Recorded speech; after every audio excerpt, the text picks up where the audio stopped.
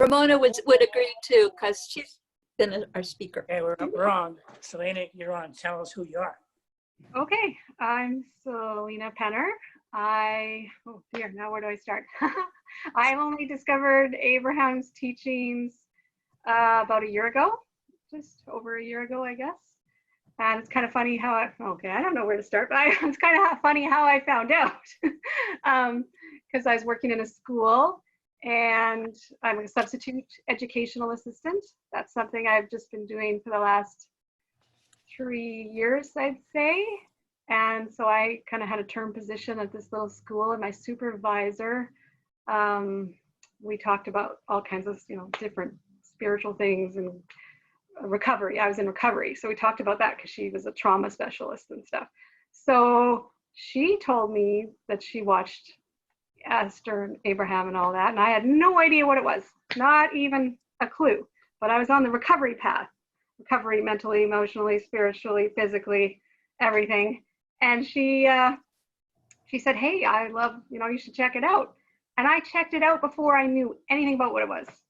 And it was like, wow, this is profound wisdom. And so I just kept watching and watching. And eventually I'm a researcher by nature. I'm like, when I'm interested in something, I just dive in and I want to know everything that there ever was to know about it, which can be a bit of a problem. I hyper-focus. Hyper-focus is a big thing for me. So I just hyper-focused on Abraham. And I watched so much of it and I had no idea who they were, but I wondered, why do they keep saying we? Like, why does she keep saying we? And I had no idea why. And it's a good thing that I watched so much before I actually knew what it was about, because I come from a religious background. And so that kind of thing is like totally would have been complete. If I'd known what it was when I started, I never would have watched. I never would have continued. But because I didn't know, and then I heard all the wisdom, I'm like, that makes all the sense in the world. So then I kept on. So I'm just so excited about how it happened. And interestingly enough too, the person that told me about it never continued watching. She watched for a little while and then she decided to go head first into conspiracy theories. And now she watches like stuff about how Michelle Obama is actually a man, apparently, and like just all kinds of the world is being taken over by the Rosenbergs or something. I don't know. Anyway, so I thought, I'm going to have this person to talk to about it, but then she just totally went away from it. So I'm so happy to have all of you. This is very exciting. Okay, I'm going to back up. Okay, let's see. How would Abraham tell the story? I chose to be born into a family with a lot of problems. And let's see, my mother had a very difficult life and she wasn't dealing with it very well. And so she like stuffed everything, she was born into a really poor family in Saskatchewan. They lived in a shack, the rain came through the ceiling. There's, they were on the wrong side of the tracks. They had to carry water. Like they were poor and her dad was like a gambler or some kind of addictions and stuff like that. So she grew up, just poor and disadvantaged, and also in her family there were like what do you call it? Like, they call them generational curses or whatever. It's like going back generations, the oldest was favored, and so the oldest got everything and the other kids were just kind of like, you suck kind of thing. So she already had a chip on her shoulder about that because she was not the oldest. And so as she grew up, she got, sexual abuse, and she tried to commit suicide a few times and various things, which I found out about those things because I got married.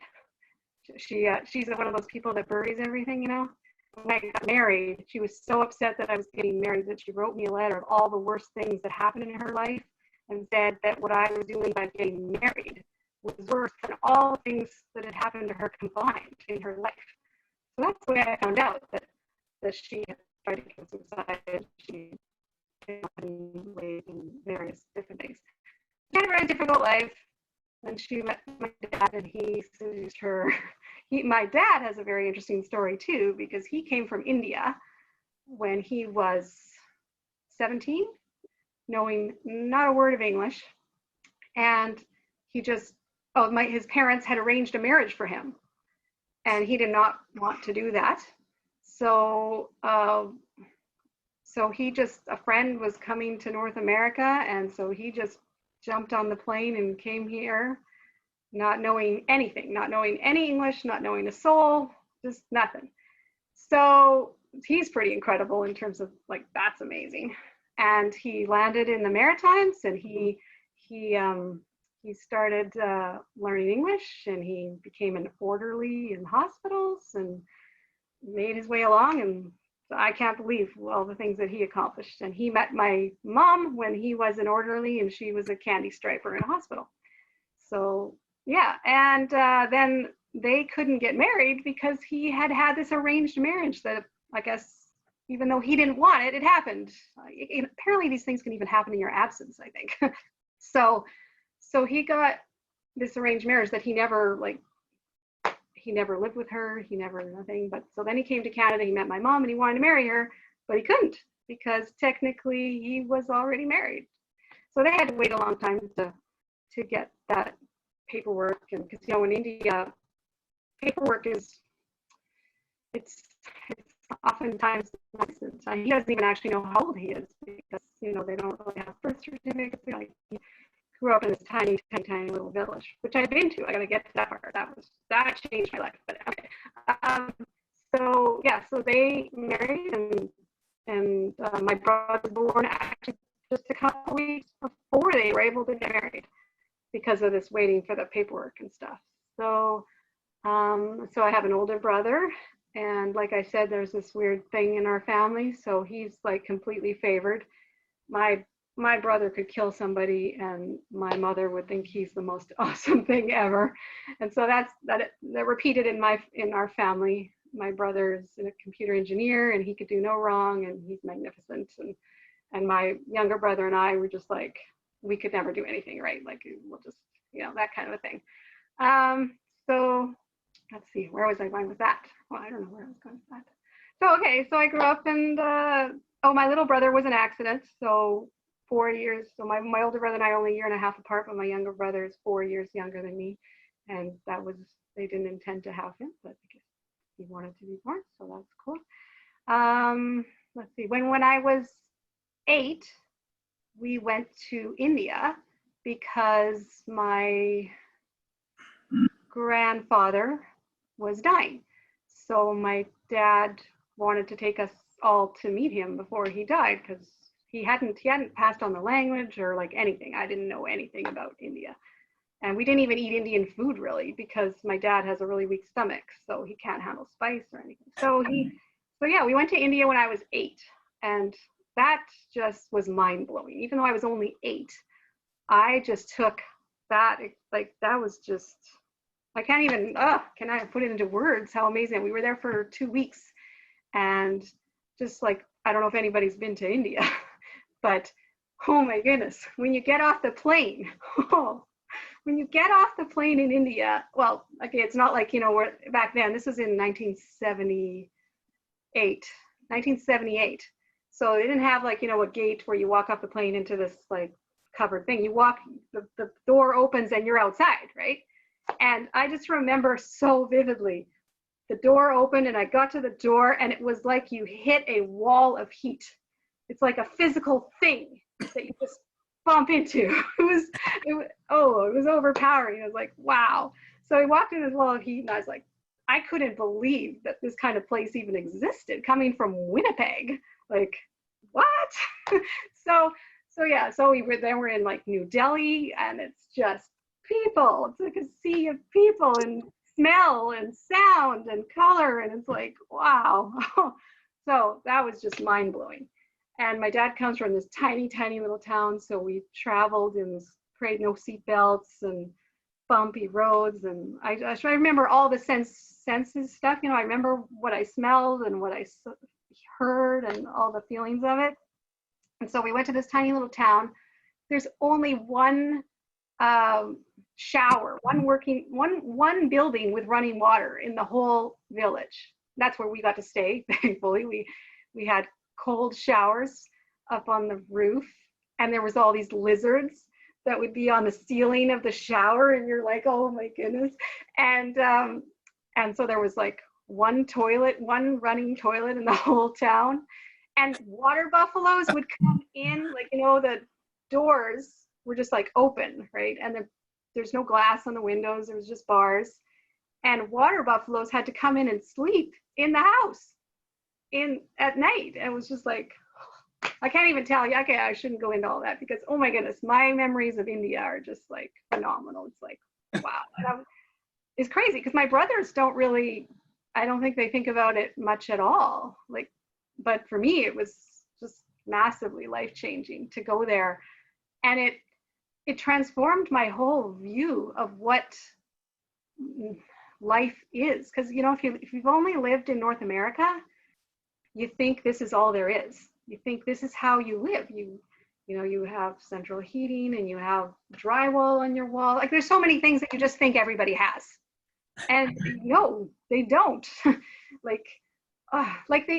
There's so many cool things about India. Like we were there for Diwali. We were there for Diwali. You know, the Diwali is celebration of light and all that kind of stuff. It's their big celebration, their big holiday. And the people are setting off fireworks in the street, and the way they decorate, this was like a revelation.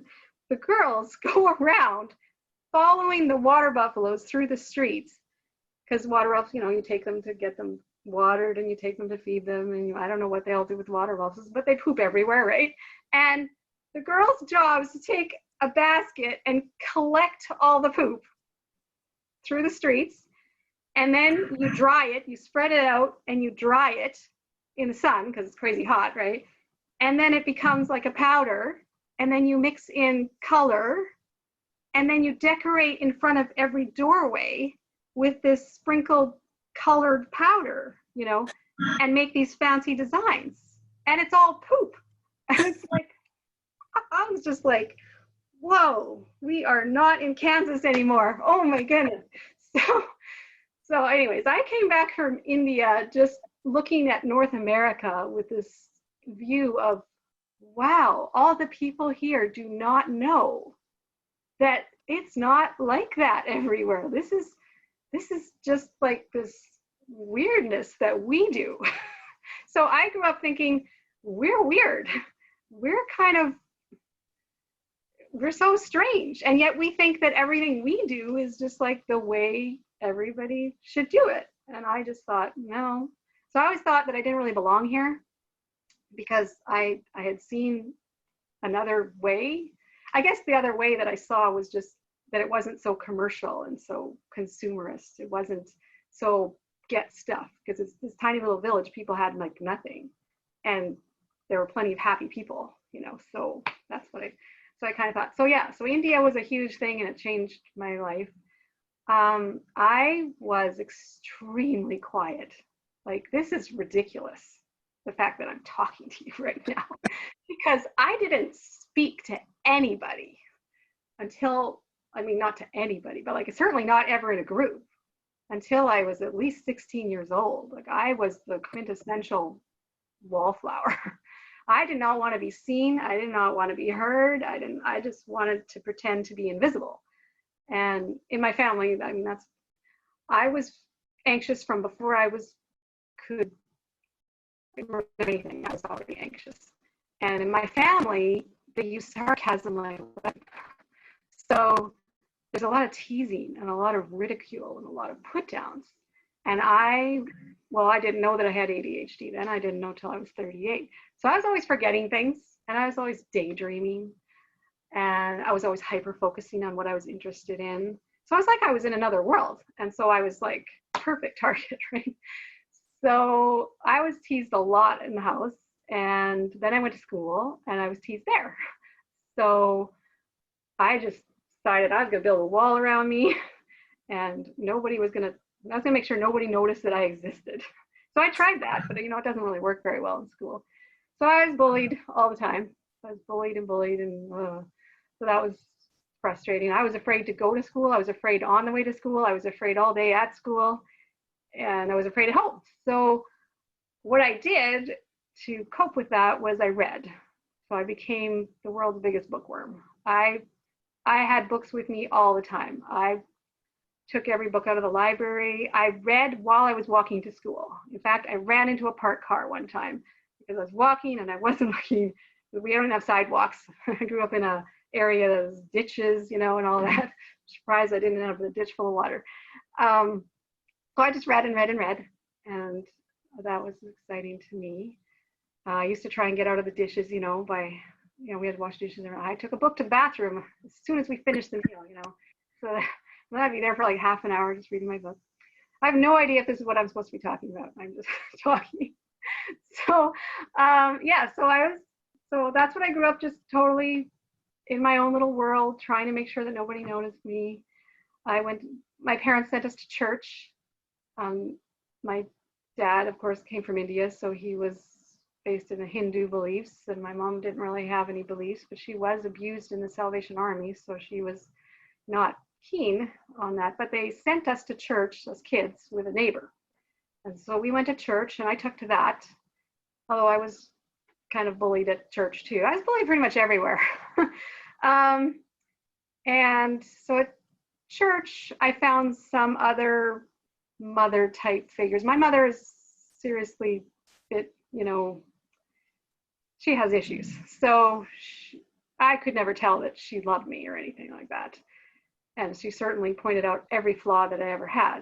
So I was excited to find some Sunday school teachers that seemed like, you know, they kind of liked me.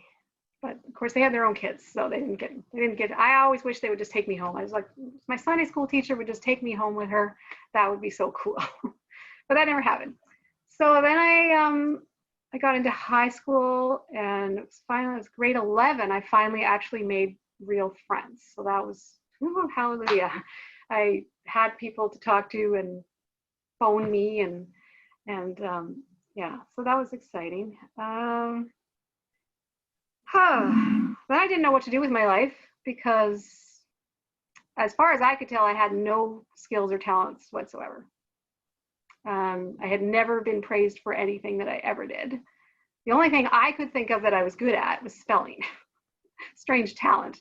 But if anybody would say, well, what's a talent? I would think, okay, well, I can spell, because I love words and I love spelling, and so I could spell everything. But that's, unfortunately, you don't really get anything for spelling except a gold star on your spelling test in English class. That's about it. So I didn't know what I was going to do. And they have those, you know, career guidance things, you know, take a questionnaire. But back then, you know, in the 80s, they weren't very sophisticated. So I took those, and I'm not sure. I think I'd said copy editor, but I didn't pursue that. But my dad is a teacher. So my dad is incredible, because he came to Canada knowing no English whatsoever. He wanted to be a doctor, but that didn't work. He worked his way up to being a chemistry teacher. So he taught, you know, all the sciences, and then he became the vice principal. In fact, when I went to high school, he was the vice principal in my school. So I thought, you know, he's a very impressive person. Although still he got teased. In my family, my dad and I have a lot in common. Our sense of humor is the same, which is kind of off the wall and preposterous. And we don't get sarcasm and all that kind of stuff. We're more vaudeville, you know, like the slapstick, like the stuff that's like in your face kind of stuff.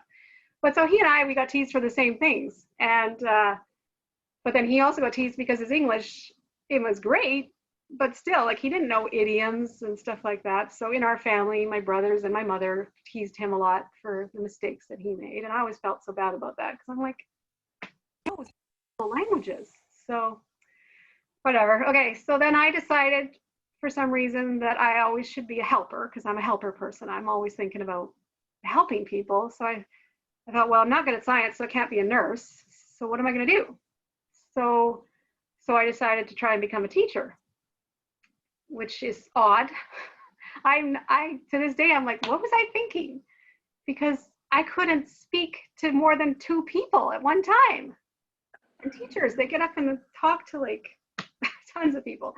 So I did it anyways, and I went there, and I'm really good at writing essays. I mean, that's, you know, an essay, you can get through university and get decent marks if you can write and say almost nothing, but say it really well.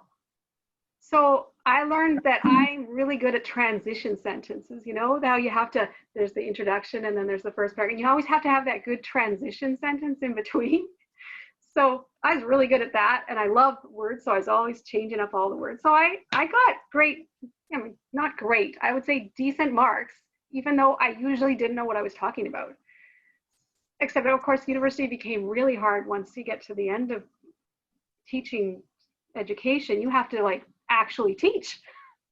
They grade you on actually teaching, and I had to go in front of people and teach, and it was like, I don't even know how I did that. Like, because I was afraid of my own shadow. So I don't know, somehow I got through that.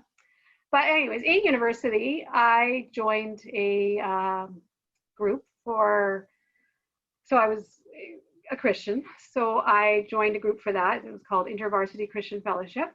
And so I got heavily involved in that. I made friends, so that was really nice. And so there were actually people to hang out with, and there was an office to go to where I could hang out with people, and I wasn't just always by myself. So that was cool. I was still living with my family, so I had to take like long bus trips to get there. And my family is the kind of family that wants to make sure that you don't really get your own skills because they want you to be dependent on them as long as possible. So they didn't want me to like get independent and move out or anything like that. So that was strongly discouraged, but it was like kind of suffocating living with my family. So eventually I tried to move out, but you know that student loans were not the same back then. You couldn't get a loan if your family lived in the same city. You were just expected to live with them. So I was kind of stuck, even though I desperately wanted to get away. It was a toxic kind of environment, but I couldn't get away because I couldn't afford to like pay my own way. I did try. I moved in with a roommate for 6 months. And I only managed to finance it for 6 months. And then I had to move back with my family. So that was tough. But at the same time, I met my husband.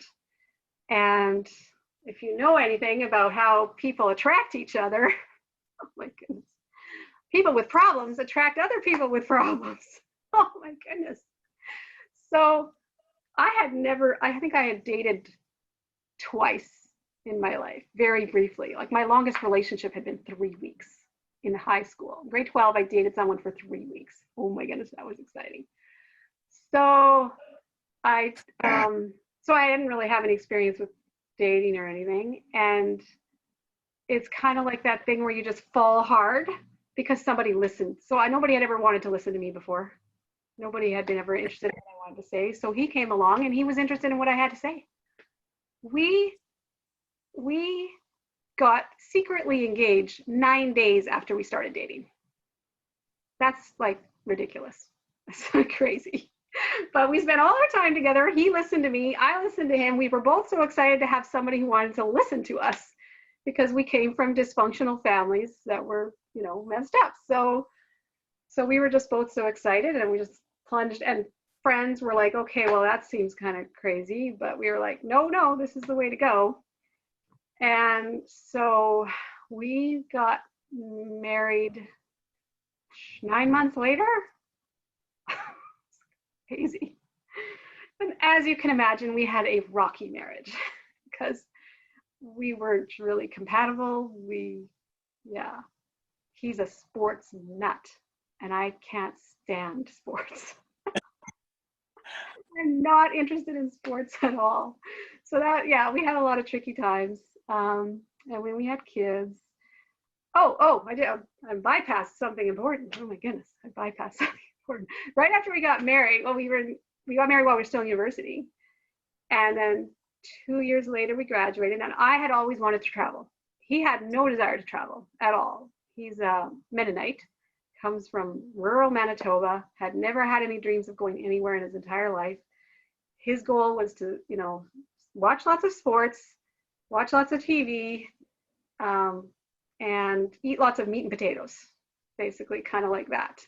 And I was like, oh, I want to see the world. I want to try all kinds of food. I want to do all kinds of cool things. So we graduated and I applied to work in Japan. And I was just so excited by that. And I had a teaching degree, and that's like gives you kind of a leg up in the whole applying. It was the JET program. So they try and hire, and you have to have a degree to apply. And if you have a teaching degree, that's like a little bit of a bonus. So amazingly, I got the job, not initially, because like they pick their first choices and then they have alternates. And then, so if somebody gets the job but then drops out, then an alternate gets the job. So I got chosen as an alternate, and then I got a job. Somebody must have dropped out. So my parents were excited for me, but listen to this, they didn't want him to go. So I've been married for 2 years, and they thought that he should stay in Canada and I should just go, because they thought that he would mooch off of me, because I was going to make all this money, and if I took him along, I'd be supporting him. And so that's not right. I shouldn't be able to support him. So they totally thought I should just leave him behind. And so that was a bit of a point of contention, that I actually took my husband with me when I left the country to go and work somewhere else. So my parents and I relationship got better while I was in Japan. You know, absence makes the heart grow fonder and stuff like that. They couldn't interfere. They were very interfering people. They wanted to control every aspect of my life. And so they couldn't really, because I was like on the other side of the world. So yay. So that was exciting for me. So I lived in Japan, and I had a blast that first year. My husband was totally depressed. His name is Jim. So Jim was depressed the first year, and I was flying high. Festivals and parades and trying food and drinking parties, and oh my goodness, it was exciting. So anyway, we stayed there for 3 years. The money was paid off all of my husband's student loans. So yeah, I guess kind of, you know, if you look at it from my parents' perspective, he did kind of mooch off me. My income paid off all his student loans. Anyways, so then we came back, and by the time we came back, I was depressed because my job was really boring, and he ended up doing private, like teaching housewives, teaching little kids, teaching businessmen. He had his own little private thing going on, so they just treated him like a king. But in my situation, I kind of went downhill because, anyway, it's complicated with schools there and everything. But so by the time we left, I was like, okay, I've had enough of this. And he was like, wow, I'm doing great. And we came back and we had kids, and we had 2 kids. I was so sick. I was unbelievably sick. And it was kind of like a nightmare because I couldn't eat. Like I lost 15 pounds in the first trimester of my pregnancy. And then I had her, she was 6 months premature. I had preeclampsia. So I had to go to the hospital, and then they lost me in the hospital. Like, there were so many crazy things that I don't know what I was thinking. I attracted so much bad stuff. So much bad stuff. They lost me in the hospital. They put me in a room and forgot that I was there, and didn't show me a call button. And I was like in excruciating pain. And finally somebody came in to empty the garbage. And I was like, can you get something? They're like, you're not supposed to be here. Well, I am. And they had totally forgotten that I existed.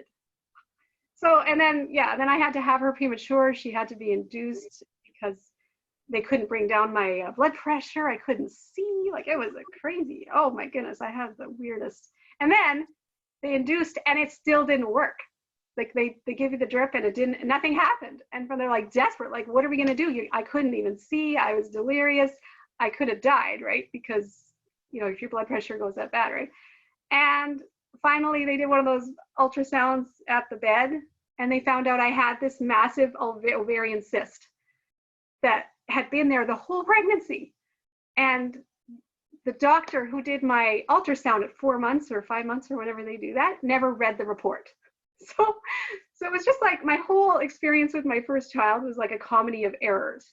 So they find out at the bedside, as the epidural is not working and everything, that the cyst was huge and it was blocking the baby from being able to come down. So they rushed me. I still remember they wheeled that bed out of this dark. I was in the dark because they're trying to bring down my blood pressure. So they wheeled it out into the hall really fast and down to an operating room. And I can remember the fluorescent lights flashing by, and I was blinded. I was like, oh my goodness, this is crazy. We get into the operating room, and they insert this massive syringe to pull all the liquid out of the ovarian cyst. It was like more than a can of pop. Like, it was a huge thing. And then when they did that, it deflated and baby just shot out.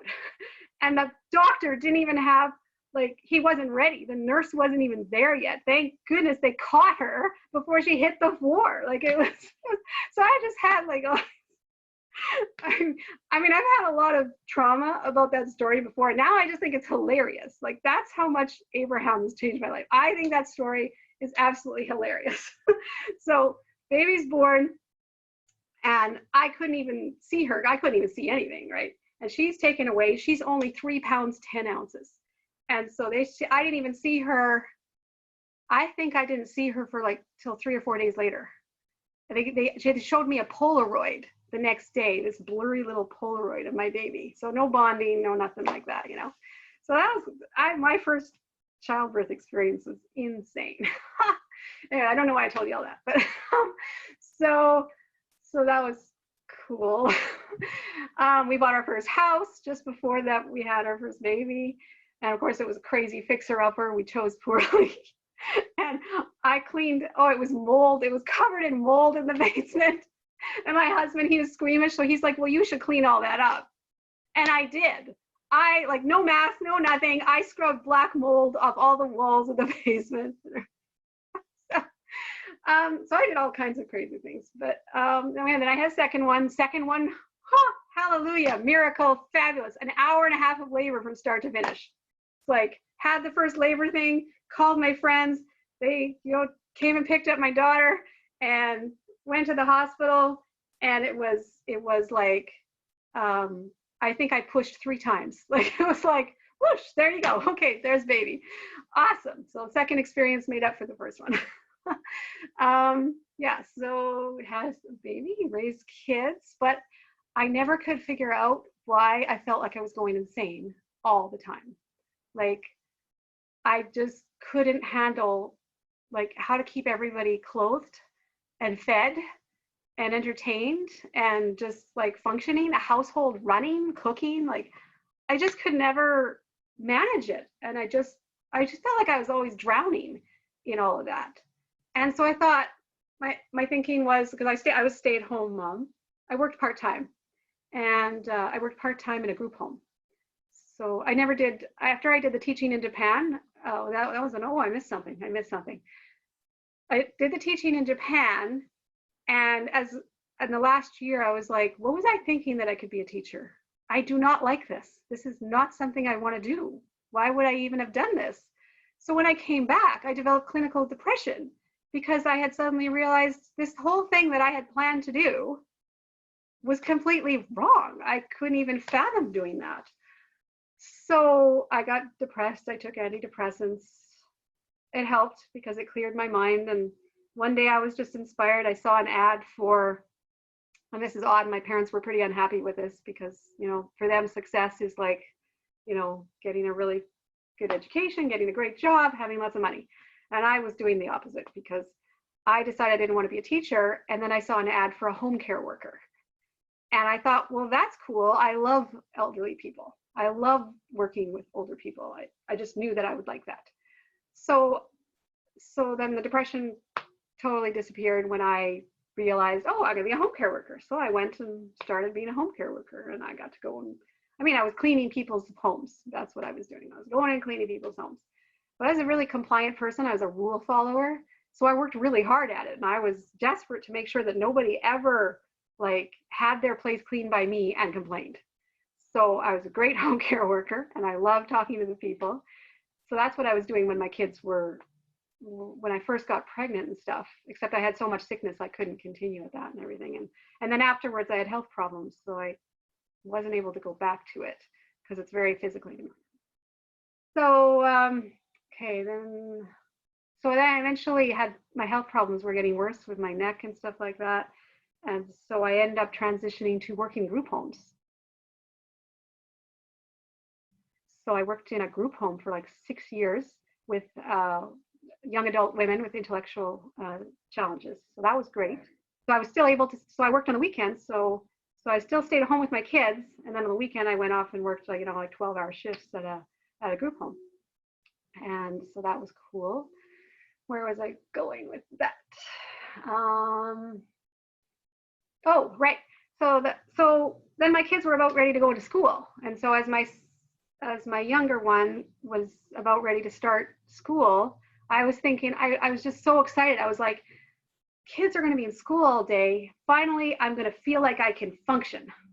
Like I felt like I was always spinning plates and they were always crashing. And I just felt like once they're in school, I'm going to have time to breathe and get organized and like crush this, that's what I was thinking. But then they both went to school and it got worse instead of better. And I was just like, what? Like, this is supposed to be getting better. And I actually felt like I was going more insane.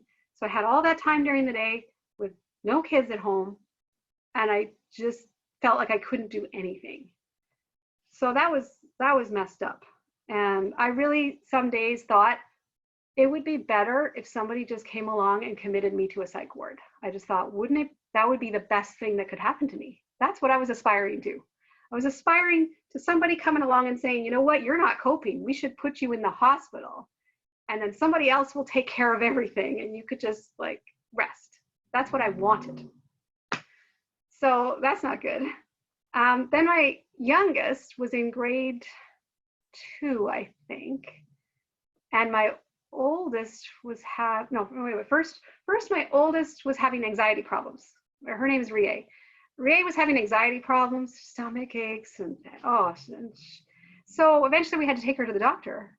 And so we got referred to an anxiety clinic, and I went with her, and we learned all about thought challengers and CBT and all that kind of stuff. And that helped, which helped me too, because of course then I learned all that cool stuff. And so we got a social worker assigned to us to help her. And then the social worker had me in with her and stuff. And then she's like, I think we should see your whole family based on what we talked about. And so then the whole family would come in and see the social worker. And she's like, I think you guys need some help. I'm like, yes, we need some help. And I saw her like just the two. And I never cried in front of anybody. Like there was, how there's this, heard the expression, people have a wall between their head and their heart. I had a wall, like a really strong wall between my head and heart. I never cried in front of anybody. And I didn't cry at sad movies or anything. I just couldn't. I couldn't access that emotion, And then, but with her, she just seemed to get it and what I was feeling and how I was experiencing things. And I actually cried in front of her, which was just like, what are you doing, Selina? I was like, what? This doesn't happen. And she ended up telling me that she thought that I had ADHD. And I was like, well, that's intense because our son's teacher had told us not that long before, I think, that our son never, I'm not supposed to be saying my son. This is tricky, right? I don't want to get into that. Wait, not yet. Okay. That my son never sat in a chair at school. And I was like, what do you mean he never sits in his chair? Well, he's around his chair and he's over his chair and he's around his chair and possibly under his chair. He's all over his chair, but he's never actually sitting in it. I was like, okay, well, so we ended up going through the whole thing of getting diagnosed with ADHD. And then the social worker said that she thought I should look into that. And one of her first recommendations to me was that I go and buy this fancy watch that could do multiple alarms in a day and had a timer and all that kind of good stuff on it. And I was like, that sounds expensive. Oh, because the one thing I didn't share is my family is very frugal.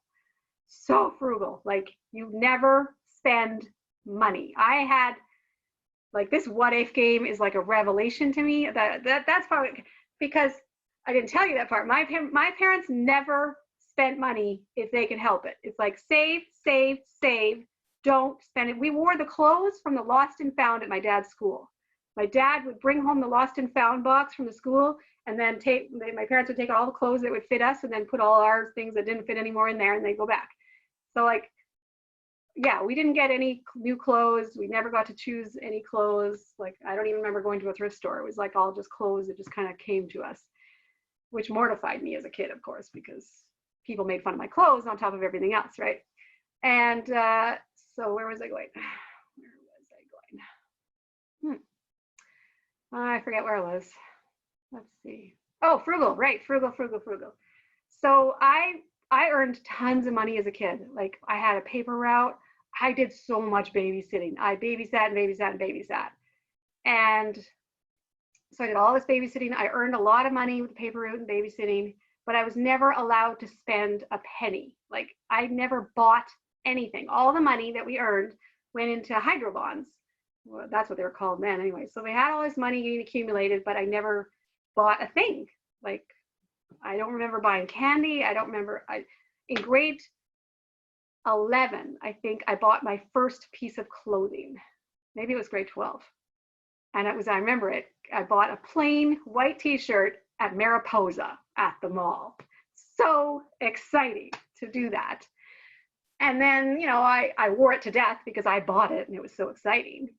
And of course, it's Mariposa, like not high quality, right?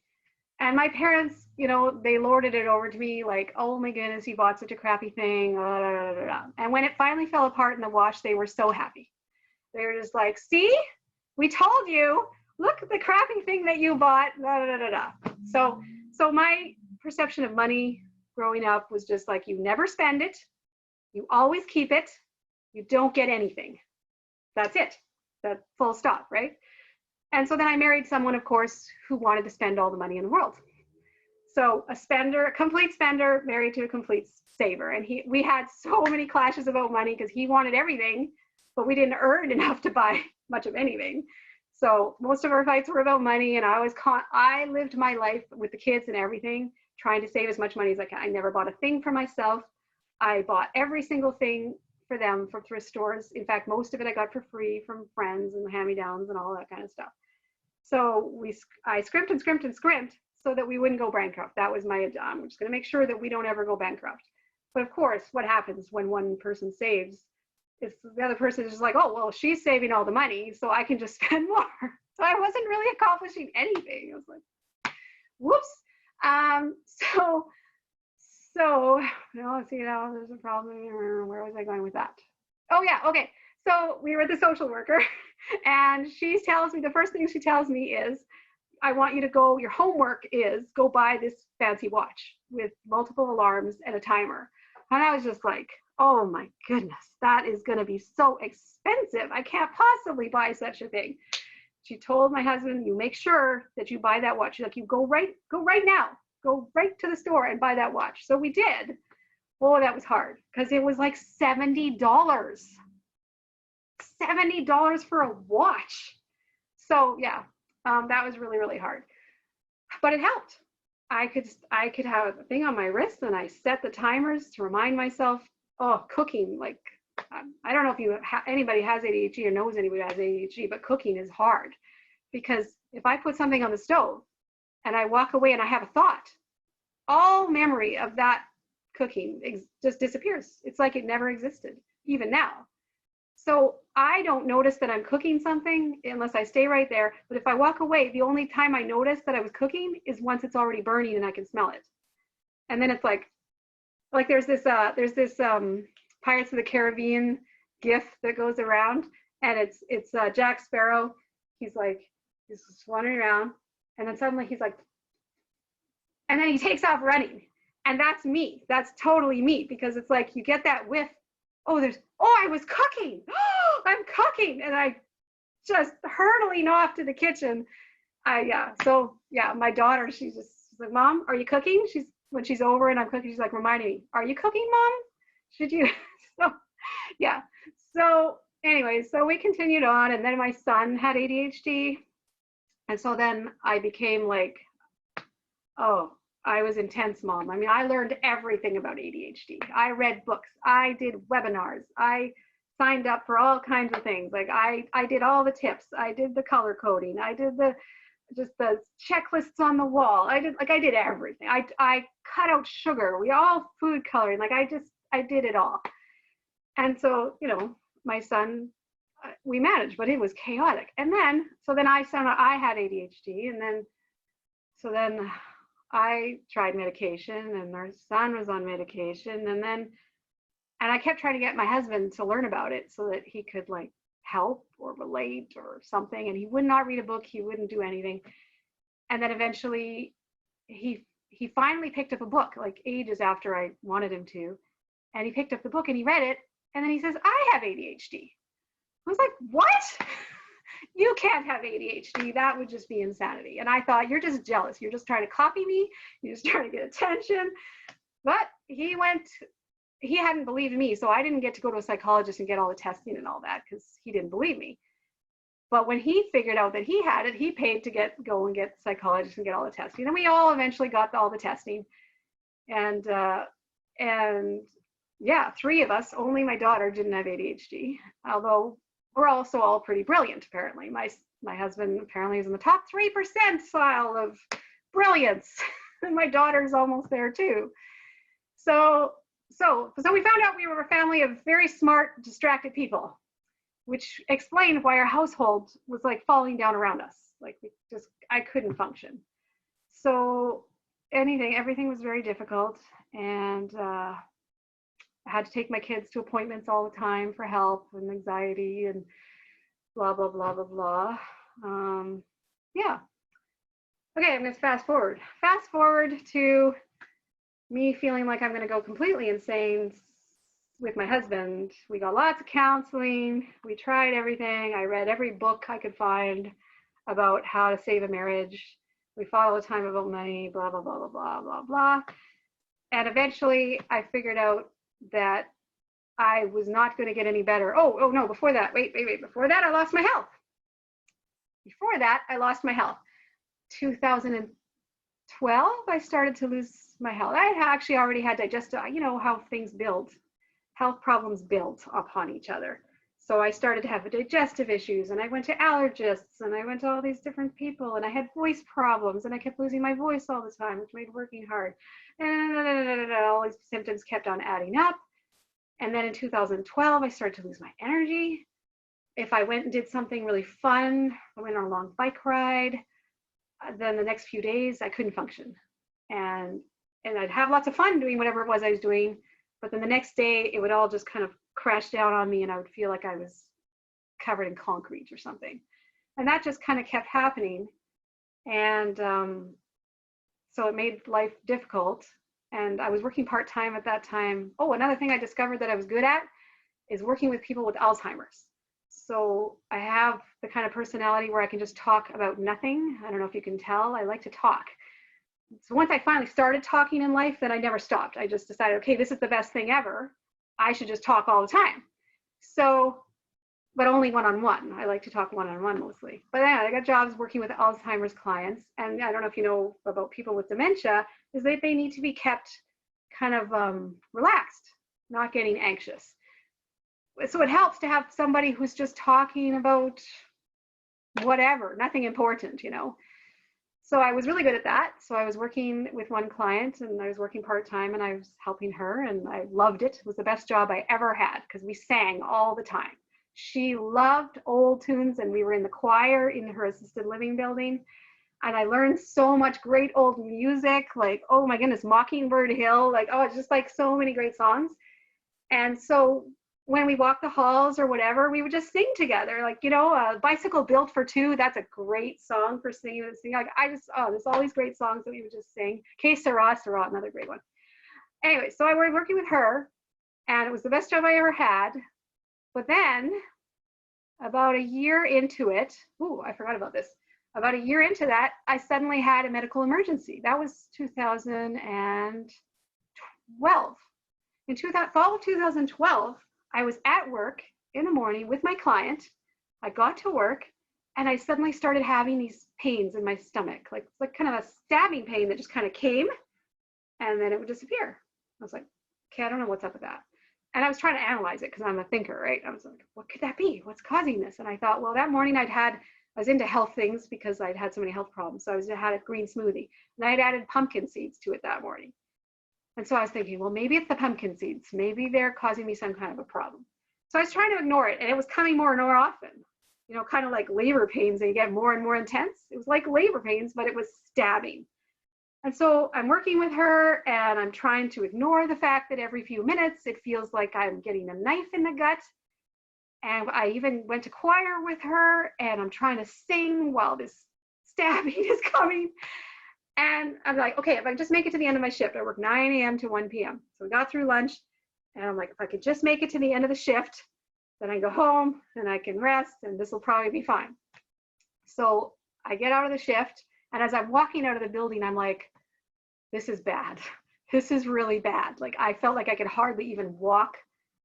I don't know what possessed me to actually get in my car and drive, because I was starting to lose the feeling in my hands and feet. And but it was only 5 minutes from home. And I'm an extremely self-conscious person. So I never wanted to bring attention to myself. I never wanted anybody to notice me. I never wanted somebody to like think I was in trouble, and then it turns out to be nothing, and then I would have wasted their time. That would be the worst thing in the world, to waste somebody's time, right? Like, oh, that's how my thought process was.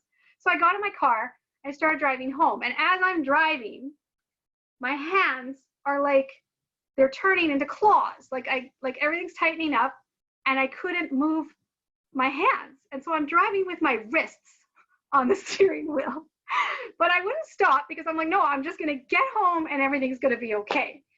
And as I'm getting closer, I'm having, like, this is how bad it was. I'm like, should I drive down the main road to get there faster, or should I drive the residential roads because there'll be less cars on the road with me? It's like having to make that decision. So I miraculously get home. I was afraid I was gonna crash through my garage door. Like, I get home, I couldn't even like get out of the car. I fell out onto the concrete floor. Like, I just like, thankfully my phone fell with me. I called my husband, and like, I need help, you know, and I called a friend who didn't work. And so she came, I was like, come now. So yeah, anyways, that was a disaster. I'm not going to go into all the details of that, but I ended up going to the hospital. The paramedics who came, because my friend had to call an ambulance because I couldn't walk, I couldn't do anything. But I had this idea that it was just a panic attack, because I'd had 2 panic attacks before. And I remembered how you feel that there's all this tingling, and your lips are tingling and your fingers are tingling and you're kind of losing sensation. So I thought maybe it was a panic attack. And I made the mistake of saying that in the presence of the paramedics. So they just didn't take me seriously at all. They just thought, okay, you're probably just having a panic attack. We don't need to take you to the hospital. We'll just get you up and walking around. So they got me up, you know, and they walked me around and thought I would just get better. And I didn't. So they did have to take me to the hospital. But they were like totally not believing anything was wrong with me. I went to the hospital, and I was there for like 6 hours waiting in the waiting room, because it turns out that stomach pain is the worst thing to present without a hospital, because you could just totally be making it up. There's no way to tell whether you're like really having that pain. So anyways, it was a long process, and eventually they figured out. It was the more painful than my 2 pregnancies, my labors and all that. It was more painful than that. I thought I was going to die. And my husband, through the whole thing, was bored. He thought that he shouldn't have to really be there being bored with me that whole time. And when we finally got into a room, I wanted him to read me something from a magazine to get my attention, because I hadn't been given it. I'd been given like, what do you call it, Tylenol 3s, or, you know, didn't do a thing, and I was in so much pain. And I was trying to get him to read magazines to me, and he was just like, well, these are boring. I don't want to do that. And so I, you know, at that point in that whole experience, I was realizing we are a mess. Like, this is not working. So then I was in the hospital. So they found out what it was. I had, because of that surgery I had when I was because after Ria was born, 6 weeks later, that ovarian cyst, it grew back to the same size again within 6 weeks of giving birth to Ria. So I had to go back in the hospital when she was only 6 weeks old and have a laparotomy, which is where they cut in from your belly button all the way to your pubic bone, and they cut all the way down and actually removed it. And so because of that surgery, scar tissue had been building up for 12 years. And that scar tissue suddenly decided to form and wrap itself around my small intestines and cut off the blood supply. And so that was causing all the pain through the whole day and getting worse and worse and worse. And so I, again, could have died because the blood supply was completely cut off. And so when they figured it out after multiple tests and stuff like that, this is a whole nother story. And the surgeon came to my little triage thing and said, we need to get you in the operating room like right now. And so I was like, yes, let's do something about this. Although they'd already given me drugs, so now I was finally pain-free, but like intravenous ones. So they had to remove part of my small intestines because it was completely dead, like part of it was. So then I had that same exact surgery again. Same one, right? The same, they cut along the exact, the scar had almost disappeared and then they cut it open again, the exact same spot. And during that period is kind of like I got a heads up about my husband because he didn't really care that I was in pain or that I was suffering. I didn't eat for like 4 days because I couldn't even keep down water after the surgery for like so long. And it was hard for him because he didn't know how to take care of the kids.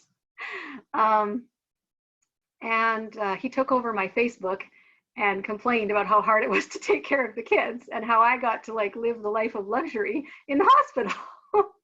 When I was like, I am so not living the life of luxury in the hospital. I was throwing up. I couldn't keep down water. Like it was crazy.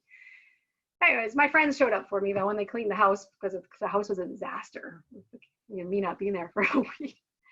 Anyways, okay, so fast forward. So that's what that happened. And then the very next year, I didn't bounce back from that. And I went back to work, but I didn't have the energy anymore. And it just went downhill to the point where the following year, pretty much exactly a year later, I had to quit my job because I was basically staying in bed my whole life just so I could go to work part-time. And so I finally quit the job and I spent that entire winter in bed. And I parented from my bed, and my daughter was 13 and she had to do the cooking because my husband didn't step up. He didn't like do stuff. So my daughter felt pretty put on because she did everything. And yeah, so then I joined recovery groups.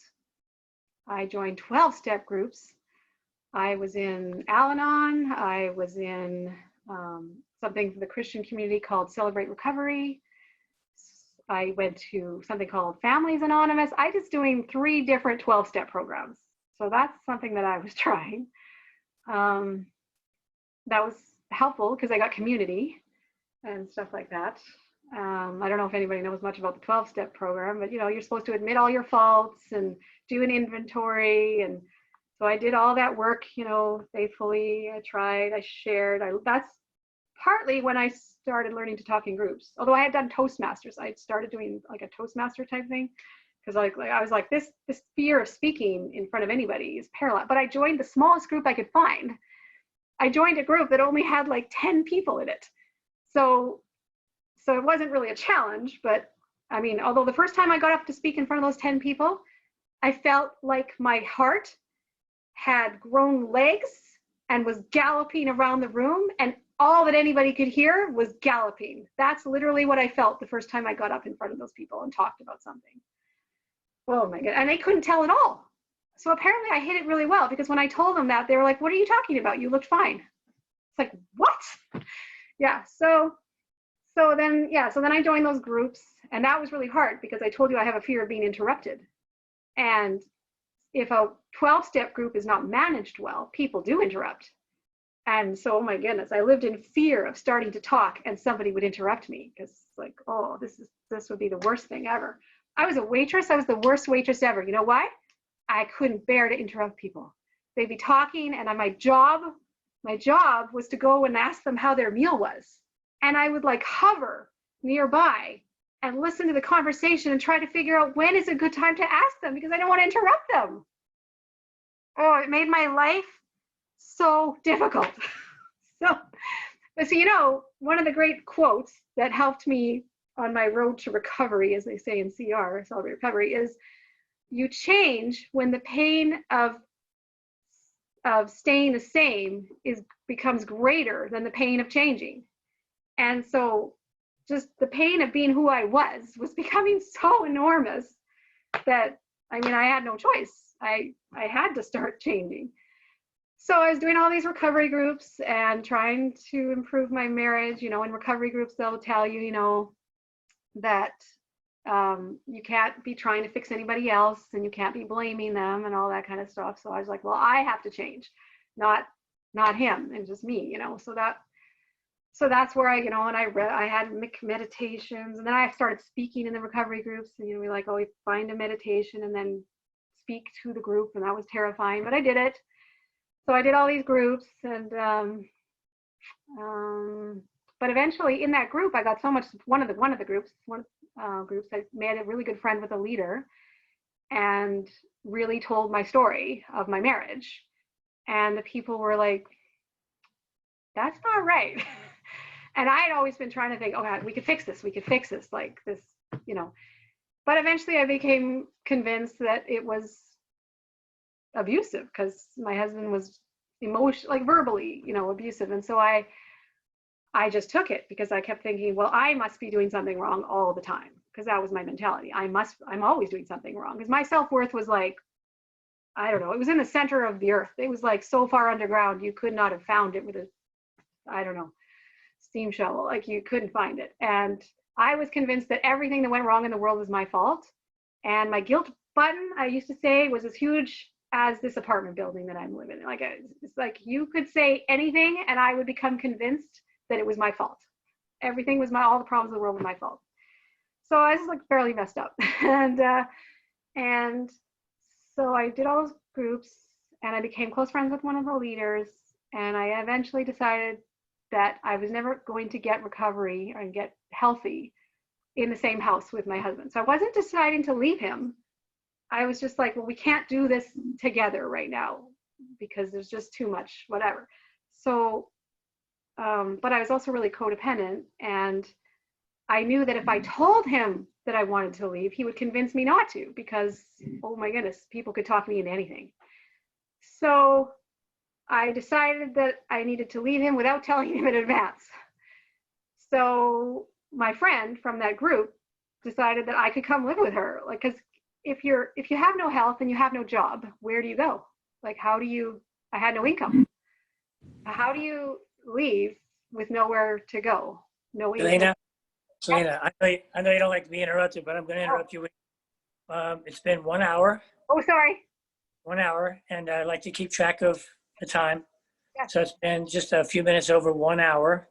And I want to make sure in the next 30 minutes or so, we get an opportunity to find out who you are, where you've come to, how incredible you are, and then allow people, and you can watch around for people to raise their hand. By the way, for Sanjula and Nancy, I guess, we decided somewhere on your thing, you'll either have something that looks like a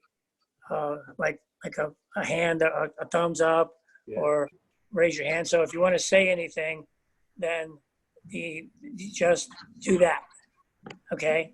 And then before I mute myself again, thank you for interrupting Ree and everything. And others have put the thumbs up. I have put my thumbs up, but let's just go with the flow, like I said earlier. So yeah, Selina, you're still in charge. You're telling your story. Just want to make sure that we have the opportunity. Thank you.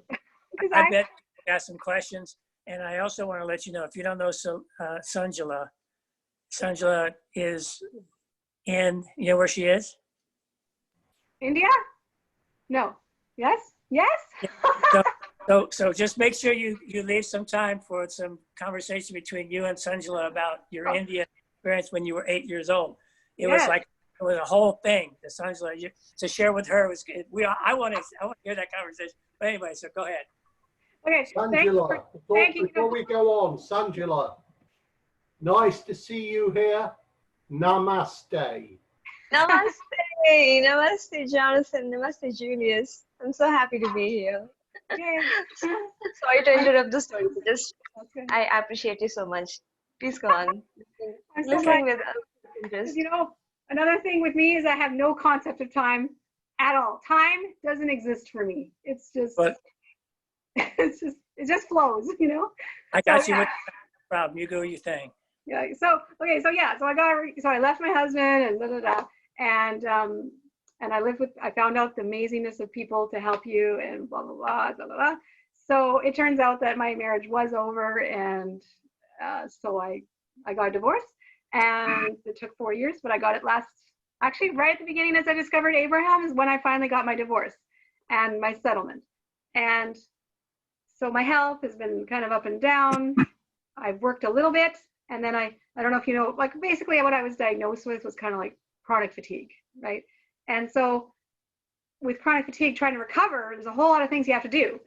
But a lot of the mistakes that people make when they're trying to recover with chronic fatigue is they try some stuff and it works a bit and they get a little bit of energy back and they're like, oh, this is awesome. I'm going to do this and this and this because finally I have some energy. And then they crash again. And so I did that. I would work a little bit part-time and I'd be so excited and I'd ride my bike places and then I would crash again. And then I would work a little bit more, I'd get my health back a bit and then I'd crash. So I did that a few times. And then I discovered, then I moved to this great apartment and that caused my crash because, you know, moving is, oh my goodness, hard work, right? So I crashed again after having part-time jobs in schools and loving it, but then I couldn't work. And so I moved in 2018. And so then I crashed and didn't work for a long time. And then my daughter moved out and I don't know, that's a whole other long story. And so last May, I discovered Abraham and I started putting all these things into practice. Well, I binged. Oh my goodness. I listened to so much Abraham. It was just coming out my ears. I was so excited to win this little Roku thing. I won this little Roku stick and it sticks on the side of your TV, which means you can watch a YouTube on your TV. Wow, so awesome. So I just would put on and it would just play, you know, Abraham after Abraham after Abraham, would just continue. And what I would do is I'd listen. And then if something was something I could really understand and I thought, this is something I really need to get into my head, and I would add it to a helpful playlist. And so I would put the ones that I wanted to hear over and over again into a helpful playlist. And then I had another playlist for ones that were just like, I heard them and I thought that's probably really good information, but it's way over my head right now. I can't even take that in. And so I put it up, so but I know it's important, so I'd save it, right? So I had these different playlists and I started listening to their, the Morning Rampage. And I listened to it every morning. I'd listen to it over and over while I was making breakfast. And it was just like, this is a good day. And it was like, I listened to it over and over and over again until these things were starting to get into my subconscious and I could like say them, and right. So it's super exciting. And, but I couldn't talk about it with anybody. And it was a while before I figured out that there were Facebook groups for this. I was like, wow, there's probably other people who are interested in this. And I'm not going to put a thumbs up for the interruption. It's well aware of listening to Abraham's morning appreciation rampage and everything. But please, please, please, don't just listen. Feel it. Yeah. Feel it. You know, we often, you know, it doesn't matter if it's Abraham or any other law of attraction teacher, they'll go off on these things of rampages and everything, and we just give it lip service. Don't, please, No. please, don't just listen. Feel it. I am complete. I am muting. So yeah, I listened to it so much that it became and felt it so much that I felt like it was in my bloodstream pretty much. It was just like it was just crazy. And I couldn't get enough of it. Like I literally could not get enough of it. I eventually ordered the books. Exciting thing that I did recently was I listened to the Sarah books. And oh my goodness, I think anybody starting out should just start out with the Sarah books. I don't know if anybody's listened or read to the Sarah books. Interrupting again, totally agree. Yeah. Sarah books, anybody on their Abraham Love Attraction journey, brilliant books to start on. Yes. Yeah. I am complete again. Too bad I didn't, but I didn't know about them or didn't have access to them. But I ordered things from Hay House. I ordered the Sarah books from Hay House when they had a sale, $5 for all the books, free shipping. Fabulous. Let's see. What are the? I'm thinking. Okay, what process? I don't know what processes. I haven't even gotten to the point in the books like to read all the processes. I just watched and watched and watched, and they would mention them, and then I would research it online. And let's see, I don't know. I can't think of it. My mind is going blank for processes right now. But appreciating. Best process ever. Turns out Appreciation is the best process ever. because I turns want out- to say, yeah. people know me, I am one for interrupting, but it's only from words of wisdom and everything. Mark, you know this, I know I've hopped on and everything, but you will listen to, you know, be it book 1, 2, or 3, no matter where you are in your Abraham Law of Attraction journey. You know, the Sarah books are brilliant. You know, even as adults, Yes. where something is put across as something for a child, we may get more information than, you know, stuff that is put across for an adult. I am complete. So appreciation turns out to be one of my special talents, like my superpower, I think, anyways, because I used to have so much inner chatter, you know. Oh, I didn't even tell you about I had a breakthrough experience. I had a breakthrough. I was doing everything on the internet about how to get better emotionally and everything. I was just doing everything. And I learned meditation against my will years ago when I went to an ADHD support group. And the leader kept trying to teach us meditation. And I remember my first reaction, I was like, are you nuts? Like, you think a group of people with ADHD whose minds are always going and have to have like a fidget in their hands, you know, in order to cope, are going to sit here and be completely silent and still for 20 minutes. I thought she was off her rocker. And I was so opposed. I was like, that is the worst idea ever. But she won me over, and eventually I tried. And I credit meditation with saving my sanity during my divorce. And I think I would have died without meditation. Like, I learned how to slow down and listen to my breathing and be okay with that. And once I learned that, I became able to go places without always having entertainment. I used to always have to take a book everywhere I went or have something to listen to because I couldn't be alone without some kind of stimulation. I just thought that was the worst thing ever, like worse than water torture or something. Like, it's a horrible thing to do to somebody. But once I did meditation, I could. Yeah, and really, I do know from your profile you don't like being interrupted. But I just will say this. There is a major misconception with meditation about clearing your mind of thoughts. No, no, no, no, no. It's a case of focusing your thoughts and everything, letting your inner being come through. And I will go on this. Esther and Abraham, they focus on the, you know, they'll be in a room and focus on an air conditioning system. And it's not so much of clearing the mind. It's a case as you focus the mind on that air conditioning system, yeah, you just listen to the whir and everything of all the resonance. Julius is coming through here. You have been warned. You listen to the resonance of that air conditioning, and you are focusing there so much that before you know it, bam, alignment with your inner being. Shutting up now. Let's continue the conversation. Okay, Selina. Yep. I'm the timekeeper and the moderator overall kind of thing. You don't know Sanjula. No. And Sanjula doesn't know you. That's Selina, by the way. It's not Ria or Rue, whatever. That's my daughter's computer, yeah.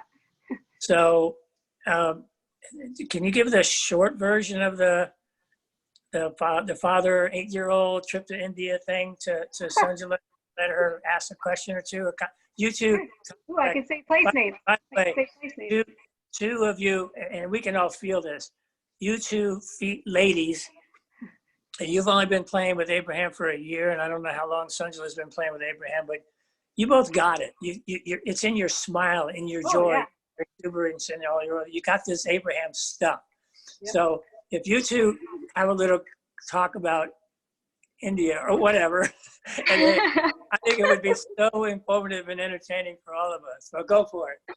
Oh yeah, yeah. When I was my dad's from India, and he Oh. came here at 17, was Okay. not speaking a word of English, and he learned English, and he ended up becoming a teacher of sciences, and he became a vice principal of a high school. So amazing. And when I was, but he didn't teach us anything. He didn't teach us the language. He didn't pass on the food or anything because he has a weak stomach. Turns out, so he can't even handle any spice. Like my mother in Saskatchewan can handle more spice than my dad. But when I was 8, he found out that his dad was dying. And so it was a quick decision. Okay, we're going to pack the whole family up and go off to India so that we can all, so that his dad could meet us and stuff. And I mean, he didn't have a good relationship with them because, you know, they don't, of course, they never wanted him to leave, and they kept on pressuring him to come back. I didn't say that part, but he kept pressuring him to come back, and he would send them money and all that. We're Patels, so landowners, you know. So I guess they were like the wealthier family in their village. And my dad's from Gujarat, so he's from a tiny little village called Sadlov. I think 200 people maybe live in the town. So anyway, we flew off to India. We arrived in New Delhi. And this was 1978. And so, you know, there's no, at that time, I don't know what it's like now, but at that time you got out of the plane and the doors of the plane opened and you just stepped out right outside, right? That's how it was then. There was no thing to go through, right? And I have a vivid memory of stepping out of that plane, and it was like a physical wall of heat. It was like the plane, and then bam, you ran into a wall of heat. It was crazy. And Delhi was like, oh my goodness, mind blowing. The airport alone was mind blowing. And we had to take a car to get all the way to Sadlov, and it's a tiny little town. And where we were staying was the only place that they had running water in a building in the whole town. Also electricity, only building with electricity in the whole town as well. And in the building that we stayed in, water buffaloes came in through the house and slept in the living room. Like, it was just like, I was telling them before the story. Do you know this? You know about, we were there at Diwali. Diwali. Yeah. You know how, I don't know what your experience is in India, but you know, the girls have to go around and collect the droppings of the water buffalo to make the cow dung. The powder stuff, and then they add the color, the chalk, and then decorate the thresholds of the homes with fancy designs, and it was made out of poop, and it was all just like, I had this really memorable experience on the streets of Bombay. First time seeing a slum. Oh my goodness, I saw a slum like outside of a train station. It was just where people are just living with like 2 sticks and a blanket draped over it, and that's like their home. We saw families that lived on the sidewalk, just like a blanket on the sidewalk, whole family, that's where they lived. And I remember I had this little peanut doll from a restaurant, like a Ponderosa or a Bonanza restaurant. It was like a little peanut doll, and it was my prized possession. And we were on a street in Bombay, and a little girl came up to me, and she wanted to look at it. And I was so naive. I gave it, and of course she took it. And oh my God, I was traumatized by losing that. I have never lost my little peanut doll. No, that's not even a story I told before. But so India was just like a revelation to me that there were all this masses of humanity, the smells and the colors and the sounds, mind-boggling. I went on a Ferris wheel that was run by people. No motor. It was like people hanging at the end, and then I rode in an ox cart. Oh my goodness. Anyway, I did all these fabulous things. You had the true, authentic, rural Indian experience. I had like the sugar cane in the field. I went in the sugar cane field and had. With your teeth. Yeah. This is like, I can imagine how they kind of portray it in the documentaries or in the travel and tourism aspects of India. Like everything that is very typical Indian and rural you checked it off your list. I mean, being on the ox cart and having sugarcane, being in that Ferris wheel. Yeah. I mean, that's just really, really beautiful. Oh, I saw Untouchables. Because they were, near the. I mean, I just learned so much, and my mind was just like blown, and it changed my complete worldview. And I came back to North America, and I just thought, everybody here, it's like they have blinders on. They have no idea how different the world can be, and we just think that this is how life is, and you have drapes. I mean, you have like, I don't know, just all the decor stuff about North America bothered me after that, because I was like, we're so obsessed with what our homes look like, and yet I was living there in this little, there was no glass in the windows, there was just bars, there was no doors even that closed. The water buffalo just walked in through the building, and it's like, wow. And yet there were really happy people there, so I was just like, I knew, wow. 110 megahertz. What? And anybody who is into different forms of meditation, 110 megahertz, the resonance of the universe. And if you go around India, you will be surprised how many places you will go into that has that resonance. You will just, it doesn't matter if it's a set of cymbals, a drum kit, an electric guitar. Yes, I'm going off on a tangent.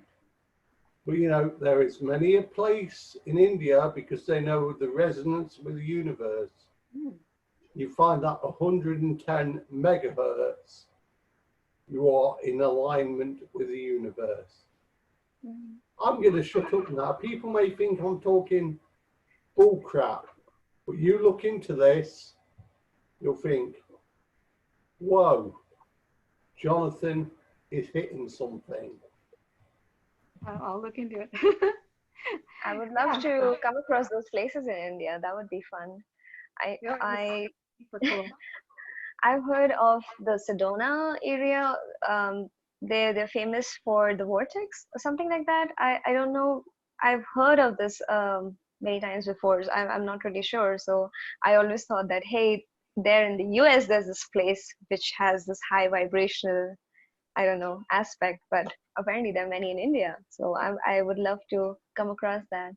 But I love, Selina, that you had this experience. How long were you there in India for? And it had a huge impact on me, even though it was only about 2 weeks. 2 weeks. Two weeks. I was only there for about 2 weeks, but I took in everything. I was sick while I was there, and then, so to try to heal me, I had a stomach ache and stuff like that. So they had called like a healer, Alternative health doctor. mixed up all these horrible smelling things, and they pasted them on my tummy with everybody watching. I was like the center of attention. Oh my God. And it smelled so bad. And my mother was the very first white person to ever visit the village we were in. Yeah. And she had so much trouble because everybody wanted to look at her body. And so if she was changing, people were trying to look in the window and see her changing, because there's like, this person is white. Like, it was a crazy experience for her, because the very first white woman to ever come to this tiny little village. I had so many interesting experiences there. I can imagine how impactful that might be, because it wasn't just that you were staying, say, in a metropolitan city or like in New Delhi. You went to like a village that now I won't say that people don't really spend time there, because now you have access to better infrastructure, you have electricity and water and everything, good education everywhere. But for you as a child to go there for 2 weeks, my God, I can imagine how that must have shifted your whole perspective of life. It only shifted mine. My two brothers were there too. I had an older brother who's 10 and a younger brother. Well, my younger brother was only 6. No, wait a minute. I was 8. He was 4. So 4-year-old doesn't remember much of anything. But my older brother didn't seem to really take away anything. So it was something about my nature. I was very sensitive. I just took in absolutely everything and just thought, wow, this is a phenomenal experience. So, And oh, Sanjula, how long have you been playing with Abraham? It's been about 5 to 6 years, 6 years or so, I would say. Okay. And you're like, what, 20 or something? You're in your 20s, though, right? 26. Yeah, I'm 20. 26. So, oh, you're and so lucky. tell us what you've done with a group in India, Abraham Fun Group, is Oh it? yeah, yeah, Abraham Fun India. So I got it very inspired by this group. So just like you, Selena, when you were talking about finding the community of Abers, people who Yes. could relate to it, I stumbled upon this group. I still don't remember how I joined this group, but I somehow joined this group, and I remember thinking to myself, wouldn't it be so nice if I had a mastermind group? Because that was something that I heard Abraham talk about a lot. And when I kind of launched that rocket of desire, I came across one screenshot of these meetings, and it was always happening. Karen was conducting this for over a year or so, but it was only then when it kind of came on my feed, and I discovered this group, and I started talking in this group, and I found such resonance here, such acceptance here, such connection here, that I wanted to do more of that in India, because it's so fun for me to connect to all of you guys. But if you think about it, it's also very strange, so to say, because I would tell my parents, I have these friends who are from the US, and I wake up at 5 a.m. in the morning and I talk to them, and and my mom and my parents would get that it's about spirituality, but then I would say, yeah, they're about like twice my age and things like that, or maybe sometimes 3 times my age, and like it doesn't make sense to other people, and like and they're so far off, on the other Oh my side of goodness, the you're making me feel old, Sanjula. no, this is just the Yeah, physical aspect. Sorry, Jonathan. no, For I people who promise, don't get, Angela, we're I'll just tell you ageless. this. It is an old joke I will say to many of people when they say to me, how old are you, Jonathan?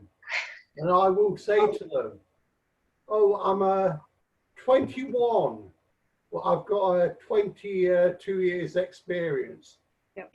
Do your math. Yeah, I believe that. I actually believe that. I believe that I stopped aging. Like that's my expectation from my body. Yeah, this is my physical age, so to say. Okay, then I'm 26, but like I stopped aging. But just to explain to other people, and then I had such a strong desire to meet all of you, like Karen, Mark, and Mary, and so many people who were part of this group. And I thought, okay, I love that I have a group here. Why? It's just that I haven't found the vibrational match with the Indian people who might also be on the same wavelength. So why not like start something around that? And I started a group where there were like 5 people that I knew, my closest friends who I knew were familiar with Abraham and law of attraction, and this kept growing. It kept growing organically. Like people started inviting in other people, and I just love it. So that was my Abraham Fun India experience. And now after that, Mark, I have actually started my own group with my life coaching and law of attraction coaching. I started doing that.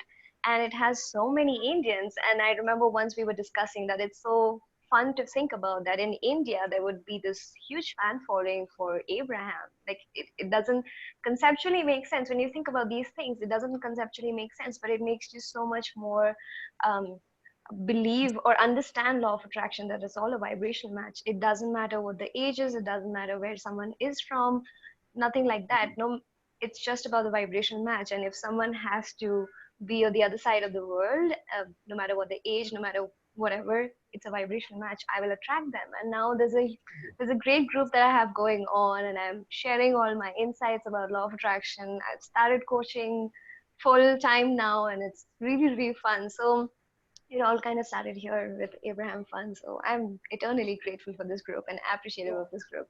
I love appreciating too, Selena. I remember. I've got a German boyfriend, Sanjula. Yes. Liebedijk. I remember it was about a year ago, or something around a year ago, that we were all talking on this call, and somebody asked about how many people are in India that might be in A Fun.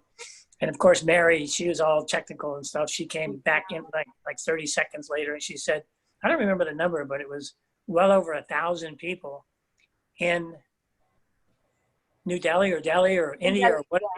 yeah. From Delhi, yeah. that's in Abraham Fund. Not, I mean, not just followers of Abraham, but in this group, Abraham Fund, there was Yeah. well over 1,000 Wow. people in this they group. Indian? I know I'm Pretty interrupting Mark. big I there. know I'm interrupting Mark, and I will say this. Every time I hear Mary Mock's name mentioned, I still get the biggest buzz feeling in the universe. Oh, she's here. She's here. Of course she's here. Absolutely. Don't She's you more feel here her? than ever. I know. You know, and this will be, everybody knows what I'm manifesting, the move to Mexico and everything.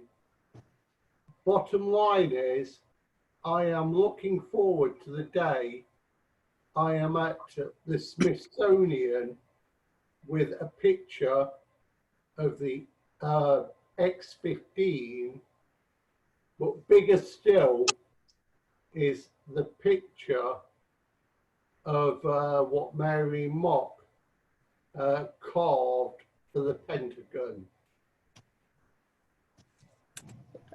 Yes. All right, so we've got about, I don't know, maybe 15, 20 minutes left. Does anybody else have a question for Selina or a comment?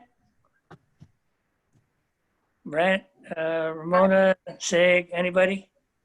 Where are you in your journey? Where do you see yourself in your journey?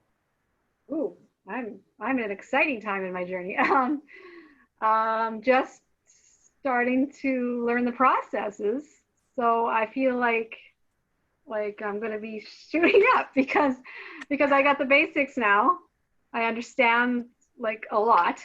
And if I were to add in processes, I feel like the sky's the limit kind of a thing. I don't know if that makes any sense. Are you at that point where if contrast hits you, you can say, sod this contrast, I'm going to let it know what I want?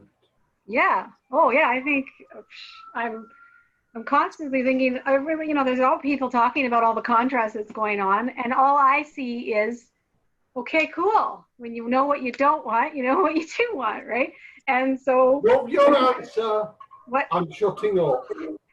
what can you, like my daughter, I have two kids, right? So my daughter, she's kind of high strung and so whenever she tells me something bad, I'm just like, oh, cool. Now you know you don't want that. What do you want? Let's talk about what you want. That is, And appreciating, like I was saying, appreciating is my superpower. Is once I learn from them that when you wake up in the morning, you know, your first thoughts are so important. And so if you just start appreciating I spent so much time appreciating my pillow and my sheets and every single blanket that was on me and everything in my room. I just wake up in the morning and be like, I love that. Oh my goodness, I love how such and such, I know how green that is. I love how soft that is. I mean, I told you I like to talk. So, I mean, you put together a love of talking and a love of words with a love of appreciation. And it's just like, I could talk all long and I wouldn't even cover the things in one room. Like I could just talk about how great everything is. And so like, everything is so awesome. And then once you add in the knowledge, I think a lot of people who get into Abraham a little bit don't get as far as learning how the universe works. And once you know how the universe works and who we are, that just changes everything. Like knowing that death is not a thing. Like death is not a thing. It's like, bugs to you, girlfriend. Bugs to you. They called it in some way, and then it wasn't a bad thing. As soon as they left and went back into they were instantly happy. And I was just listening yesterday, like they're not thinking, oh, I wish I hadn't died that way, or you know, I wish they're not thinking any of those things. They're just like, woohoo, pure positive energy. Awesome. So it's all good. So natural disasters, like at first, I had to do a lot of, I listened to so many Abrahams about natural disasters, about the Holocaust, about abortion, about euthanasia. Like I listened to it about all the questions that I ever had that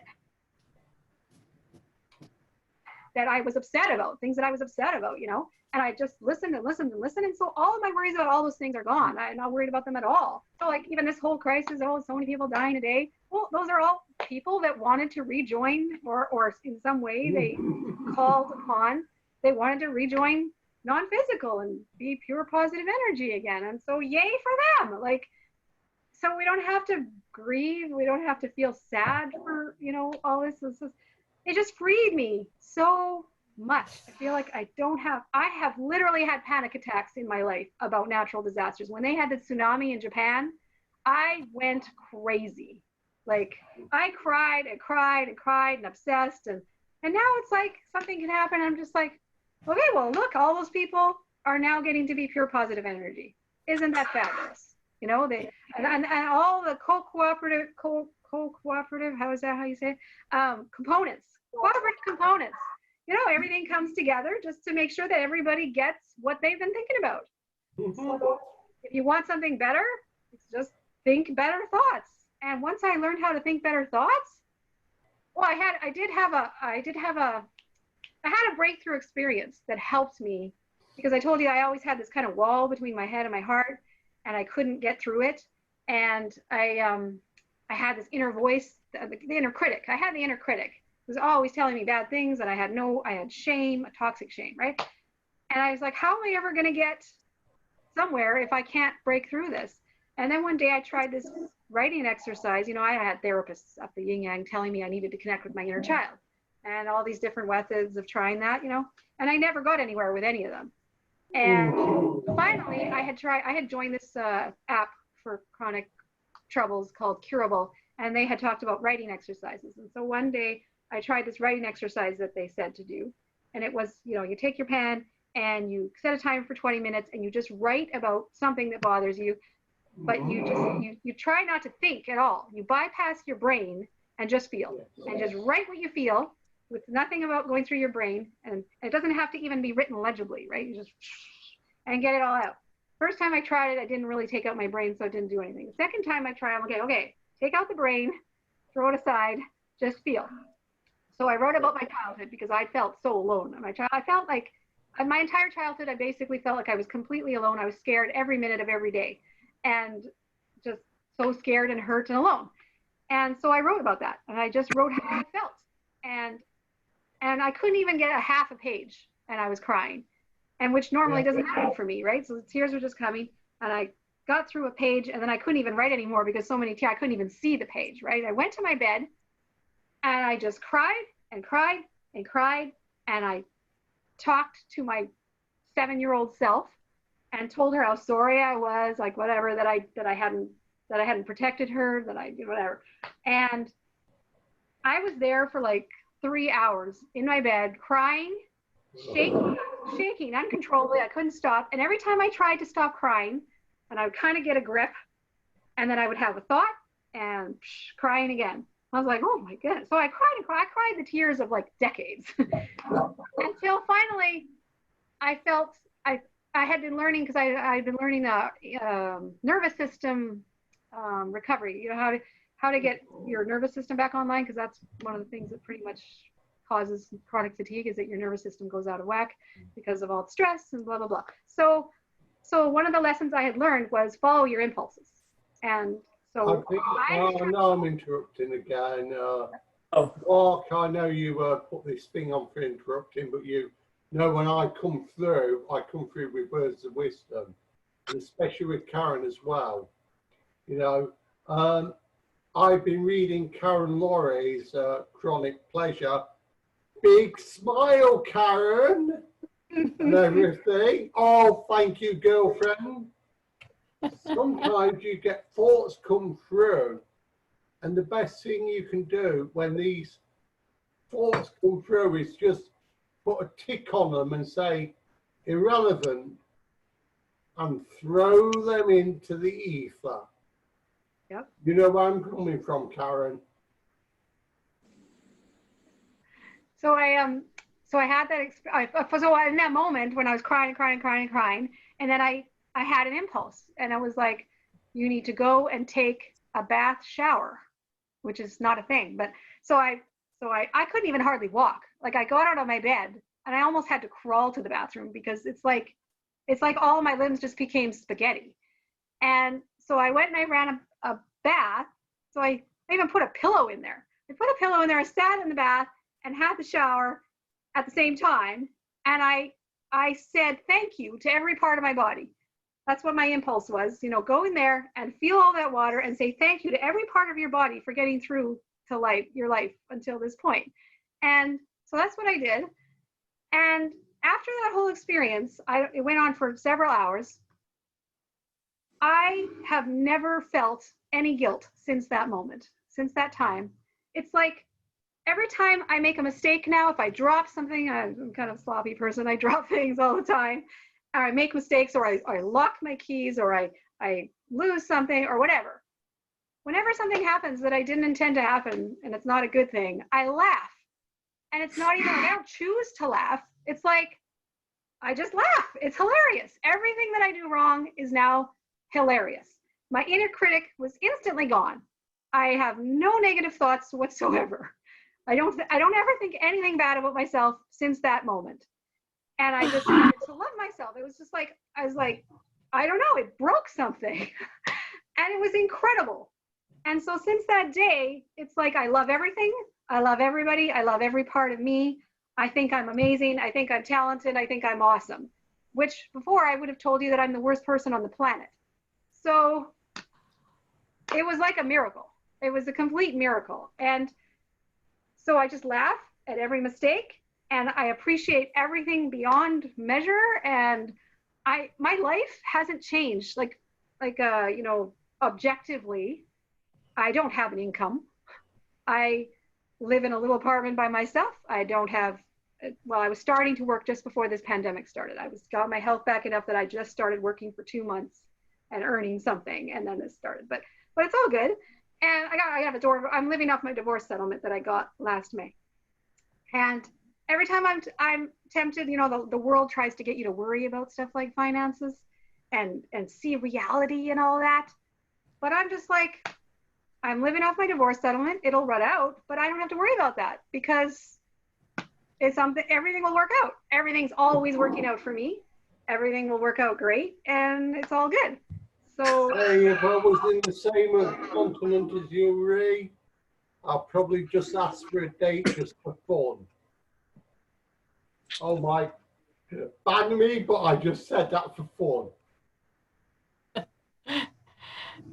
That was about asking for a date. Is that what you said, Jonathan? For What fun. I just said was, you know, the way that Ray's come across and the vibrational match, I would ask her, even if it was just for a couple of drinks and a meal, I'd ask for a date and go from there. that's funny. She is one special lady. We have certainly learned that tonight. She's one amazing person. It's beautiful, senorita. Oh, stop, drop the Spanish, we're talking English here. I wanted to add something, Selina. I just wanted to first, as a comment, say that I love your entire journey, even though I entered, I think, an hour late into the conversation, but I love that I joined it when it was just picking up when you were getting towards Abraham and, you know, coming, you know, getting off that divorce and all of those things. So the thought that keeps going on in my mind for you is that, you know, the better it gets, the better it gets, the better it gets. And, you know, what you just said, that you, and something you described earlier, that you had this massive guilt, which was so clearly, you put it across that it went to the center of the earth, like you had such huge, such low self-worth, and now you don't have any guilt. And then, you know, it just feels like, how better can it get? But it does keep getting better from here. So objectively also, I think soon that reality is going to match what's within you. So I love that. I love that, you know, you're on this journey.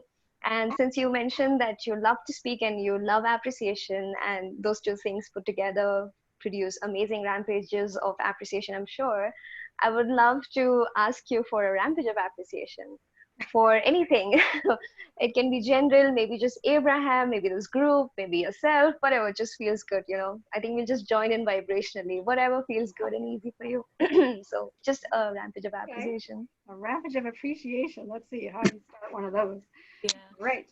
Ooh, I just love having all this knowledge. Knowledge is so amazing. Knowledge of how the universe works. Knowledge how about every single one of us is pure positive energy, that we're just love waiting for a place to happen. I love how much we can just love each other and how many great words there are. There are so many great words to express appreciation and joy about everything. And we just get to explore all of them every day for free. Like, it doesn't cost us anything at all to just tell everybody or the planet or the birds or whatever how much we love them and how beautiful they are. And I love how Abraham just bestows all of their wisdom on us every day completely for free. Like, you don't have to pay anything and you can learn the secrets of the entire universe. Like, how mind-blowing is that? Like, oh, the clarity, the inner guidance system, the fact that all you have to do is think, how am I feeling right now? Do I feel good or do I feel bad? And I that feel tells you good. everything you ever needed to know. I feel good. And I will say this, I don't care your gender, I don't care where you are in the world. Have a big sidekick Abraham hug from me. And that is done because Dory's not here. Oh, hugs. I mean, don't even get me started on hugs. Like, hugs are freaking amazing. Oh, when Abraham says, you know, like, our bodies are like chemical factories, right? And healing, like, you don't, your body can do everything that it needs to do. And I'm finding that out. I didn't even, talk about that. I mean, I'm having amazing improvements in my health. I can go up the flights of stairs to my apartment now. Like, it's like, 1 year ago, my dream was to ride my bike 2 kilometers away to the library and be able to ride back the 2 kilometers. That was my big goal last summer. And now, I mean, I get on my bike and I can ride like 15, 20 kilometers and I can go to the grocery store and load up my crate on my bike and my basket and a backpack with groceries and, ride it like 5, 10 kilometers home and still be up and around the next day doing whatever I want. Like, it's like, and now I can go up the stairs. I even jogged a little bit the other day, like, and it's just like my health's just like improving and improving. And all you have to do is talk to yourselves. Like, as I'm going up the stairs, I'll be like saying something like, I am just so glad that the trillions of cells in my body are completely aligned with my inner being who knows my complete and utter well-being. So they're totally in sync. They both know how awesome I am. So everything is great because the cells know, my inner being knows. I don't have to do anything. All I have to do is know how awesome they are and how great they are, about how great I am. We're all great together and we can do anything. We can be or do or have. There is one person here who isn't a regular, and I will acknowledge them. Sid Brown, that is how you come up on our chat. You want to put something in? If you don't want to, that is a thing, but I'm just acknowledging you because so many other people, we have been having fun. You may have been the background, but I see you. What have you got to say? Well, there's a lot in common with her, which is really surprising because our lives are totally different and our ages are totally different, but so much of what she went through resonates with what I went through. I usually go to Zoom talks with a local Abraham group. We used to meet in person long time ago. And anyways, I got home late from work and spaced it out this week. And then I was on Facebook and I saw you were having a special speaker tonight. So I thought, well, I'd stop by this group. We are much appreciative that you did. Yes, we're so glad you did. And of course, the speaker we were planning to have, Yeah. Stephen, whom you would very much have enjoyed, couldn't make it. And so Selina, with whom you feel so much, you know, you have a lot in common with her in whatever way. It just seemed like that just worked out perfectly, like so Everything often. works out. Yeah. Always, I'm going to say this always. jokingly and everything because Karen knows I've been the speaker twice so far. Mm-hmm. And I would actually love it to say, sorry, can't make it tonight. I'm entertaining another relationship. You know where I'm coming from.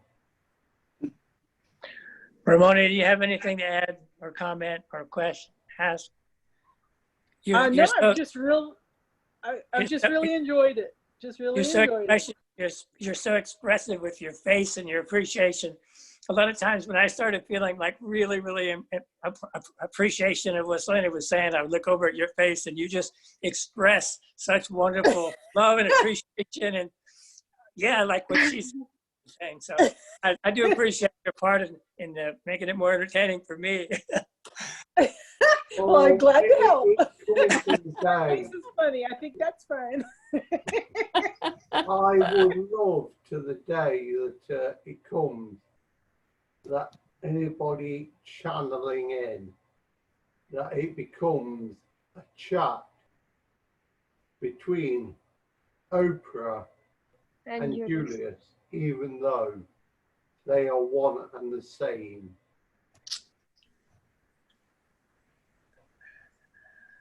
Could you say that again, Jonathan? I didn't quite understand what you said.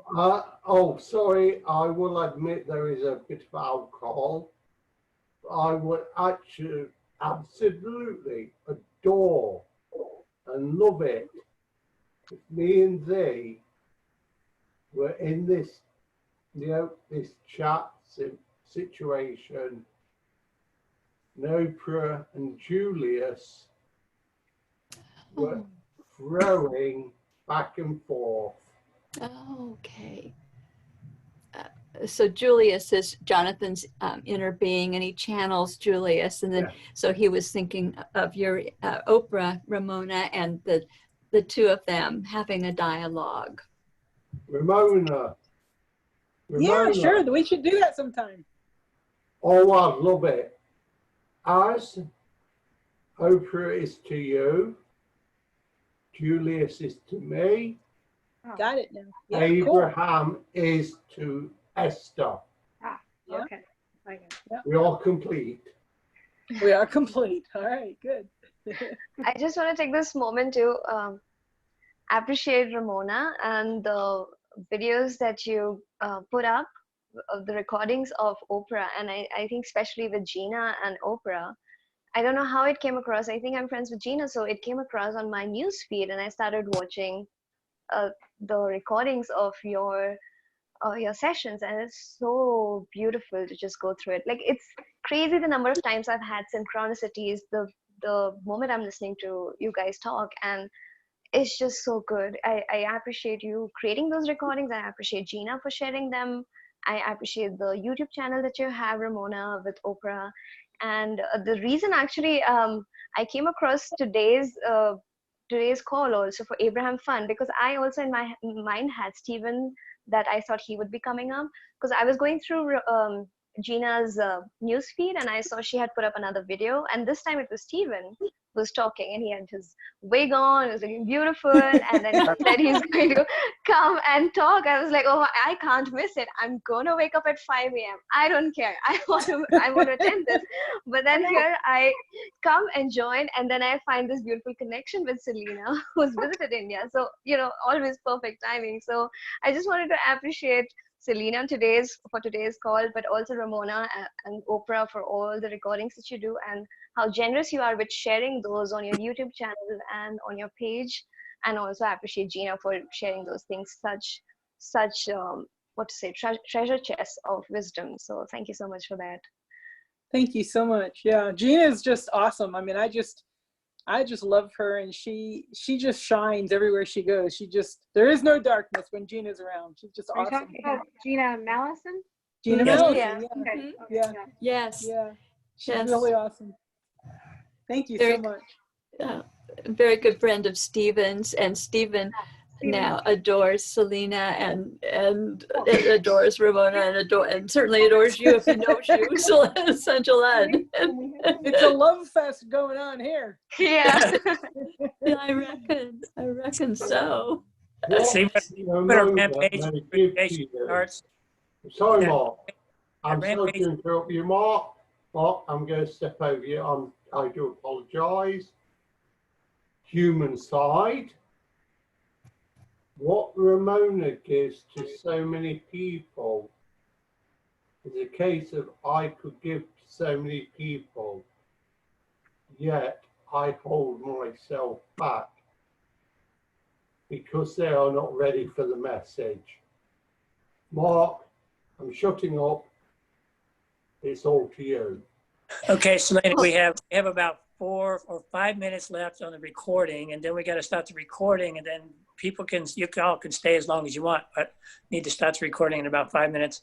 I don't know if I could rewind everything and just go back to that rampage of appreciation you went through. That was an amazing, incredible experience. But anyway, just if you want to give a 4-minute summary of how you feel or what you want to leave with people, and then I'll start the recording and then we can play. Or another rampage. That was beautiful. Ramona, Another I round. give it to you. Everybody mute. Yeah, everybody mute. Let's hear this. Oh dear. The pressure's up. You got it, girl. Oh Give my it goodness. to Ramona. Let me think. What's a good subject for this appreciation rampage? Okay. I'm thinking that I appreciate so much this beautiful world we live in and our physical bodies. Like the idea that we only came here so that we could experience physical manifestation and physical bodies, and our physical bodies are so magnificent. Like, you just go down the stairs and feel how amazing it is that your body knows exactly what to do. You're at the top step and your legs just take you down the stairs and you don't fall or anything. It's like magnificent. And you're a chemical factory. Like, oh my goodness, anytime that your body needs something, an enzyme or blah, anything that it needs, your body just creates it. Like, it's just out of nothing, out of like, what are you, 90% water, like, or something like that. It's amazing what your body can do. So if you believe that your body can do anything, it will do anything. It'll do exactly what you need. Like, if you're, supplements and medicines and all that, if you don't believe that you need them, you don't need them.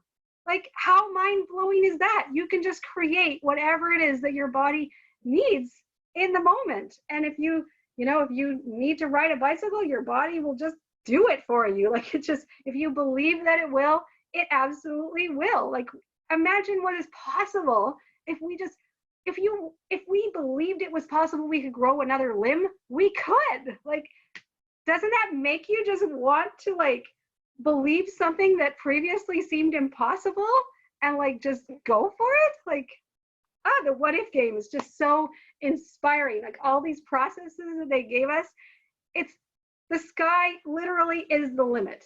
Like, we could end up on other it's amazing to think about what we could do with these physical bodies. And all this time, most of us just complain about it. But once we start appreciating it, your body's just gonna, like, rise to the occasion, and it's just gonna do whatever you want.